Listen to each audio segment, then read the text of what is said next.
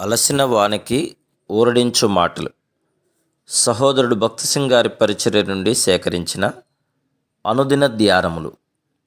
మార్చి 21. పవిత్రురాలైన కన్యకనుగా ఒక్కడే పురుషునికి అనగా క్రీస్తుకు సమర్పింపవలనని మిమ్మను ప్రదానము చేస్తిని. 2 కొరింథీ 11:2. మనము తిరిగి జన్మించినప్పుడు గొర్రెపిల్ల రక్తము ద్వారానే మన పాపములు క్షమించబడి కడగబడును. గొర్రెపిల్ల రక్తము ద్వారానే అనుదినము మనకు అంటిన అపవిత్రత నుండి శుద్ధి చేయబడగలం. సాతాను ఎడతెగక ఏదో ఒక పాపమును మన జీవితంలోనికి తీసుకొని వచ్చుచుండును. ఎందుకనగా మనము శరీరంలో ఉన్నంత కాలం మన ప్రాచీన స్వభావము మనలో నుండును. ఈ భూమి మీద మనం పరిపూర్ణం కాలేం. రోమా 6వ అధ్యాయం ప్రకారం ప్రాచీన పురుషుడుగా పిలువబడు మన ప్రాచీన స్వభావంలో మరలా అపవిత్రపరచబడు పరిస్థితి కలదు. కానీ మనం ఎడతెగక ఆ అపవిత్రత నుండి కడగబడుచుండవలెను. మానవ ప్రయత్నముల ద్వారా దుష్ట తలంపులు స్వాధీనపరచబడలేవు. ప్రార్థనలో నీవు కళ్ళు మూసుకునినను అపవిత్రమైన తలంపులు వచ్చుట గమనించగలవు. ప్రార్థన ఆరాధన సమయంలో నీవు అట్టి తలంపులు నీలో ప్రవేశించుట కనుగొందు. లేక రాత్రి ప్రశాంతంగా ఉన్న సమయంలో అట్టి తలంపులు వచ్చును. అపవిత్రతను కలిగించు కొన్ని విషయములు మనం వినుచుందుము. మానవ ప్రయత్నం ద్వారా అట్టి అపవిత్రత తొలగిపోదు. గొర్రెపిల్ల రక్తము ద్వారా మాత్రమే మనం కడుగబడి శుద్ధీకరించబడుదుము. ప్రకటన గ్రంథం 19వ అధ్యాయం 8వ వచనములో మనము పెండ్లి కుమార్తె గురించి చదువుదుము. ఆమె ధరించుకొనుటకు ప్రకాశములను నిర్మలములైన సన్నపు నార బట్టలు ఆమెకి ఇవ్వబడును. ఆమెకి ఇయ్యబడెను అను పదం ఆమెకు పరిశుద్ధముగా ఉండవలనను కోరిక కలదని తెలుపుచున్నది.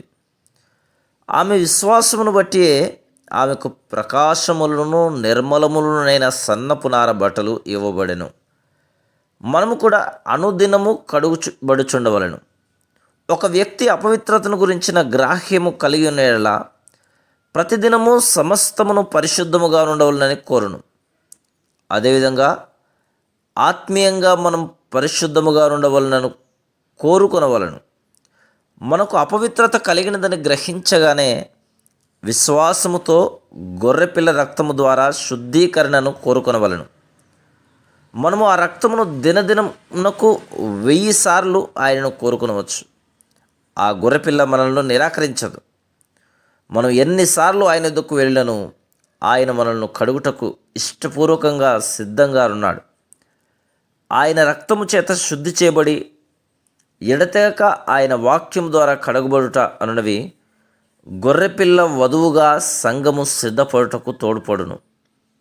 2 కొరింథీ 11:2-3 వచనాలలో విశ్వాసులను పవిత్రురాలైన కన్యకగా ప్రభువైన యేసుక్రీస్తుకు సమర్పించుటను గూర్చి పౌలు చెప్పుచున్నాడు.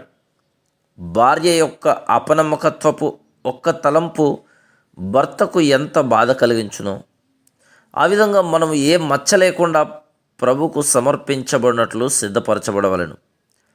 ఆయన దగ్గరకు వచ్చిన తర్వాత మనం అపవాదికి కానీ వాని అనుచరులకు కానీ కొద్ది స్థలం ఇచ్చుటకైనను అనుమతించకూడదు. అంతేగాక చిన్న అపవిత్రత కూడా మనలో ఉండకుండా చూసుకునవలెను. మనలను కడిగి పరిశుద్ధముగా ఉంచుటకు మన ప్రభు సమృద్ధి అయిన ఏర్పాటును చేసి ఉన్నాడు. మనము మన గురుడితనం చేత కడగబడుటకు నిరాకరించిన యెడల ఆయనలో మనకు పాలు ఉండదు. యోహాను సువార్త 13:8. ఒక విశ్వాసి ఏ అపవిత్రత విషయమైనను చాలా జాగ్రత్తగా ఉండవలను. అపవాది అపవిత్రతను కలిగించుటకు మరలా ప్రయత్నించును. కానీ మనం ఆయన రక్తము ద్వారా శుద్ధీకరణను కోరుకొనవలెను. ఒక తప్పుడు సంఘము ఒక వేశ్యతో పాపములో జీవించు స్త్రీతో పోల్చబడింది.